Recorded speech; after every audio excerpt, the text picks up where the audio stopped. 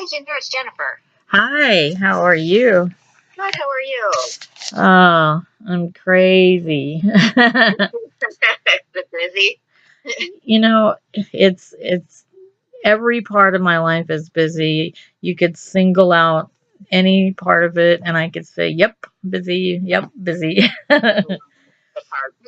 And then, what's bad about it is when you like or you're passionate about doing most all of them, then it's hard to like start filing it down and going, okay, maybe this needs to be put on the shelf or this needs to, it's gone for a season and, you know, and then something else will come along. I'm like, no, I still want to do it. Hard. You have like a lot of things you're passionate about. It's hard to prioritize sometimes. But you got to pay the bills, so there's that too. I understand. And you know how that goes. What you're passionate about doesn't necessarily always pay the bills. Yeah, that is true, unfortunately. Not sure why it works that way, but it does. Especially if you're in a band. Yeah, that's true. Any kind of music, yeah. Can you tell me who you guys are? I want to know what Ignescent means, where you're from. Kind of give us like the behind the scenes. Who are you? Oh, okay, yeah. Well, we're from Chicago area, and Ignescent means to ignite. Like for a while, we were trying to name the band. I was praying about it, and I saw this word in the dictionary, and I saw it means to ignite, and I thought that was perfect because we want to ignite people's hearts on fire for Jesus Christ. So that's what it means. Well, I love that. And so, who are the people in your band? Are these friends that you have known for a while, or did you just come across them as like hiring different parts? Well, actually, one I met on a site called Bandmix. I was holding auditions and had him come in and do an audition, and then same with Joey. He came in and just auditioned, and he said, "Hey, I have a friend who plays drums. So would you be interested in talking to him?" I'm like, "Sure." So he had his friend come in too, and we just kind of all clicked. Well, it does. It's all amazing, all of it. I was so glad that you sent me some of your music, because it reminds me of, I can see where you're influenced by the bands that I was just talking about. I I would I would like to know. Let me pull up the songs here because I really want to know more about a couple of the songs that you sent me. Um, I'll tell you my favorite one because that one, I don't know. It's hard to say that. Um, I really do like them all. I'm not like paying lip service to you. I really mean, like, I really liked all of them that you sent me. I will I will say I think it was maybe Calling Out to You might have been my favorite. Yep.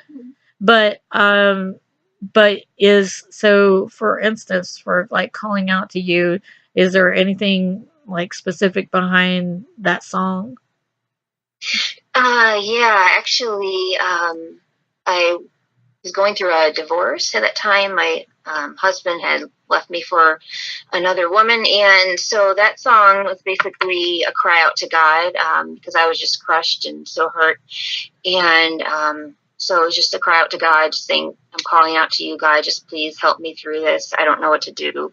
I'm torn up inside, and just trying to depend on God and asking Him for help." And so that's what that song's about. And actually, we were honored to be able to co-write it with Ben Casca of Skillet. I saw that.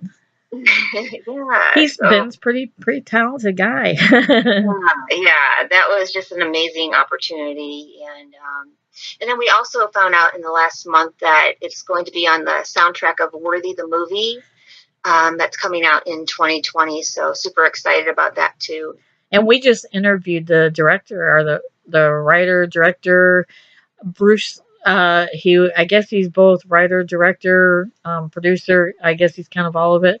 But we just had that on our show because even though the movie hasn't filmed yet, it it hit on so many things that faith films are missing and that people need so bad right now. Suicide's never been worse. Depression and you know the lines of angst between political parties, races, whatever.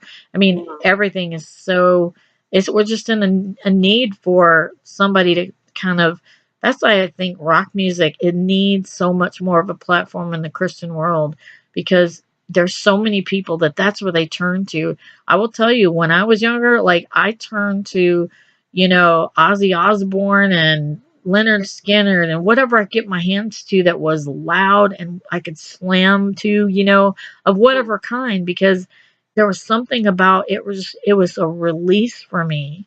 And I think kids are looking for that in the music and the beat. And, you know, they could be winning so many kids over. And um I know I saw that you worked with Travis from POD. They've had some really great influences. Brian Head Welch from Korn. I mean, because of their role, it's just amazing how many people they can reach. So there was another one that did you work with? You wrote a song with Samir of Flyleaf, right? Yeah, I did. Yeah. That song was called Fearless, and Yeah. it came out last April. But yeah, it was just like I'm a huge fan of Flyleaf and of Lacey, and so when I got the opportunity to actually write with Samir, I was just so excited. I couldn't believe it because I'm such a huge fan, and so that was just a really cool opportunity to be able to do that. But and a lot of I love that the people you've opened for, Striper, Flyleaf, Letters from the Fire, Megadeth, Good Grief, like that's huge. You played at Rockfest in Wisconsin. I said that like I'm supposed to, Wisconsin. um, and like all of those things. I mean, I'm really praying that things take off for you guys, because and especially with this movie, with Worthy, I think this kind of movie needs something that I think you can bring some growl to it, or I don't know. But I do like it's now at the beginning of Fearless, that's one where you're talking, right? If I got Yeah. yeah, it's a really cool song. I don't know, like I said, they're kind of I like they all hit me in different ways, but they're all amazing. And some of my favorite bands you remind me of, and I'm so glad that there's somebody out there, that is continuing to do stuff like this. Now, what is going on with you guys for this year? Are you doing some festivals in the summer, or are you working on new music? What's going on? Yeah, we actually just recorded a new song with Cameron Mizell. He produces Memphis Mayfire. Oh, wow. So we're really excited about that. That's coming out on March 29th. So in a couple of weeks, that'll be out on iTunes, Spotify, Amazon Music. So we're excited about that. And then we have some fests this summer. We're going to be playing at Life Fest. Oh, wow. That's huge. Life Fest is awesome. Thanks. Yeah, I'm excited. So yeah, we're playing there. I think it's July. Let me see. I'm trying to remember, July 13th or something. Yeah, July 13th, and then we're playing at Rockfest this year again on July 19th, and then July 20th we're playing with the band Stars Go Dim at. I love Stars Go Dim. I love their music.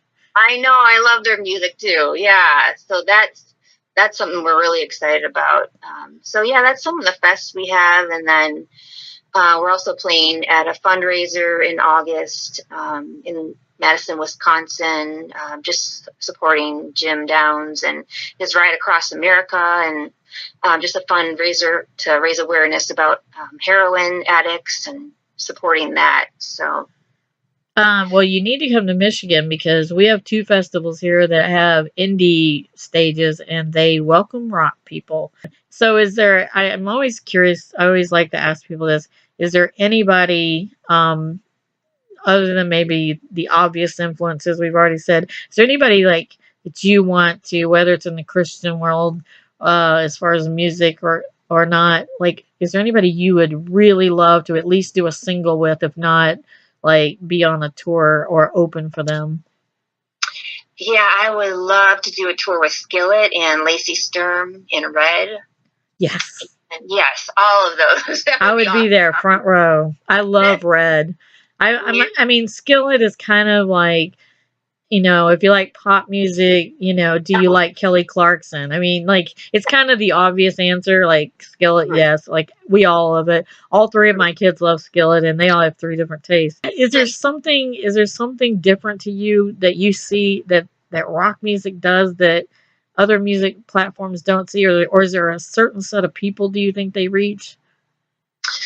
Well, I definitely think it reaches out to the kids, and and that's so important. Like you're saying, I mean, so many of these kids are struggling with a lot of deep and dark issues. It's really hard out there, and so I really think it does reach out to kids and to teens, and that's what I love about Christian rock specifically, because I think they really do like the style and everything, and it has such a great message, and such an encouraging message that it can really help them. And it's a great tool to share God and share Jesus with them, especially just in this day and age. And a lot of kids just don't go to church, so I mean that's why we get out there and just play at a lot of non-Christian places too. You got to meet them where they're at. Right, exactly. You do. And, and they're usually not expecting to hear about Jesus maybe at a non-Christian event, but it's a great opportunity to share the love of God and what Jesus has done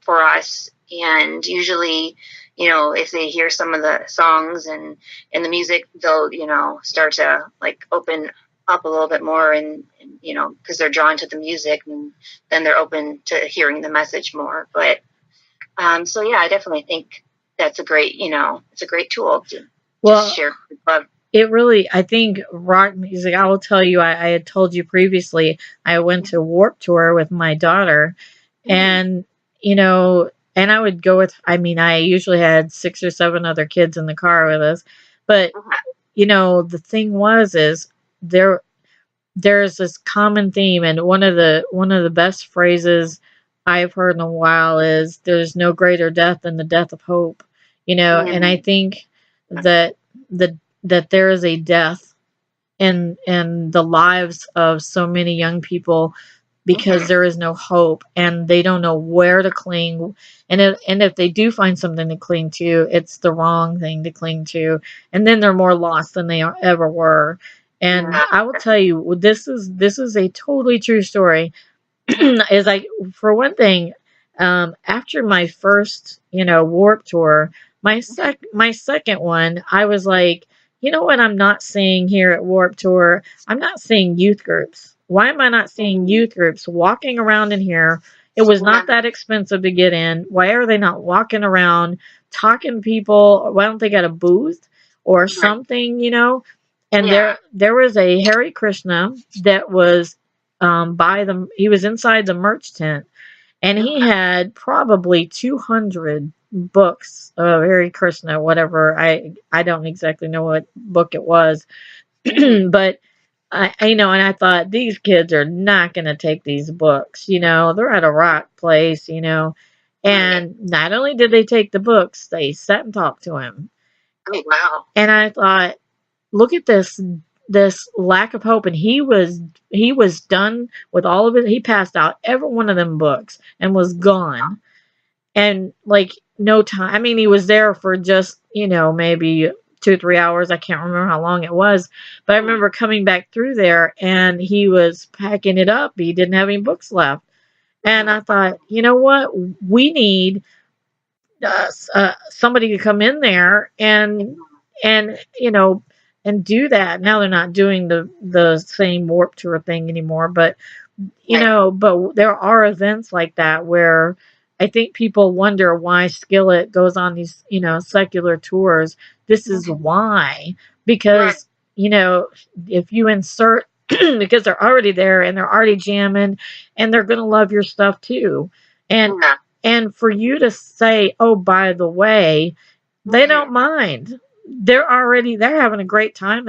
They're rocking and then they're in such a great mood. They're like, what is it? I mean, this guy, he wasn't even giving anybody hope. He was just saying, yeah, read this book. It'll help you. And no matter Yeah. what, like he really wasn't even giving a good, speech about his own religion, which even though I don't agree with it, Right. I commended him for being where he knew the lost were. And Yeah. I thought, yeah, there's nobody else here. There Right. was one little small table that was a ministry. The Red Thread movement was there. Okay. And they do, the sex trafficking bracelets, but that people didn't really see as a Christian thing, although it is, they really didn't. A lot of people just thought that's cool. I'm not I want to fight sex trafficking too. I'll buy a bracelet, But if it was a youth group that was there handing out something else, or Yeah. making lemonade and handing out free lemonade, I don't know. It just seems like the need is there. It's just a matter of inserting it, and Christian radio has got to change. It has got to move with the times, and Mhm. it seems like it's going in the other direction at all. Mhm. Like you're constantly fighting against the grain, that they're going the other way, even more. I And agree. it's very hard. And I know you probably already had this experience, but don't give up, because I mean, whether radio plays you or you get on the right tours, whatever, or if you're playing inside a bar, whatever you're doing, be sold out and just keep putting out just really great music, and latch on to projects like this Worthy movie. This Worthy movie is going to change lives. I mean, you've looked at it enough to know just by the post. You can Mhm. just watch their Facebook feed and you can see, and they're already getting people messaging them like crazy. And then Yeah. they've not even filmed it. And that's why I wanted to talk to him. I said, now I'm going to want another interview after it comes out. But Yeah. the fact that it's caused that much buzz, it's because people see those dark posters in those dark looks, and they think that's really telling a story, Mhm. and that's, I think, the beauty of it. And I'm glad that grabbed onto you and Adelaide. I hope they grab, a lot more people onto the projects like that, because I think your music is the kind that would be a great, especially some like rock ballads in some of the places, but in some places where things are really, hard. I think to hear some really good, hard rock is going to be amazing. So I'm so glad you're on that project. So, um, Thanks. please let me know if I can ever be of help. I have no idea how. I mean, I basically just I really love independent bands, and I always want to do whatever I can to support them. And playing you on the radio, that's the easy part. When you make good music, that's my easy part. So if there's other things I could do, I'll give you the information for Big Ticket Festival and Unity Festival up here. Oh, thank you. That way you can submit your info to them. And Thanks.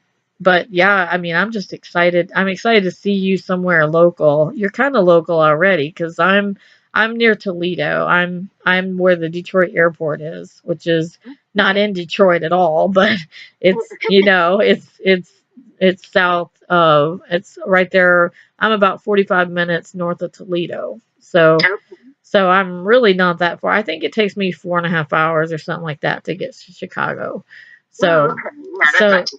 so you guys playing anywhere in Michigan? We travel all over Michigan for concerts. So if you're you get anywhere close to us or get close enough to Ohio towards the upper part of Ohio, then definitely we'll make it out there. Okay, cool. I appreciate that. And so thank you. Please keep me up to date so we can share news of how everything is coming along. And so March 29th, we are waiting for, now is it going to be released on iTunes and everything? Yeah, it'll be on iTunes. It'll be on Spotify, Amazon. Yeah, all over. And it's called Into the Night. So that's the title of the song. So I can't wait, and thank you so much for doing the interview. And we will share this on social media. We'll tag you, and we'll just thank you so much, Jennifer, for the friendship and for putting out amazing music, because this is my stuff right here. This is my lane. I love this. I love this style, and you put a woman in front of the mic instead of the guy. Sorry, John Cooper and all of you guys. But I do like my female fronted rock bands. There's something different. There's something haunting about them in a good way. To hear that female, it's the juxtaposition of the soft and the hard. I think that's what it is. It's like hearing that soft female voice with that hard rock music. There's something different about it, and I dig it totally. So thank you again. You're welcome. Thanks for having me. I appreciate it.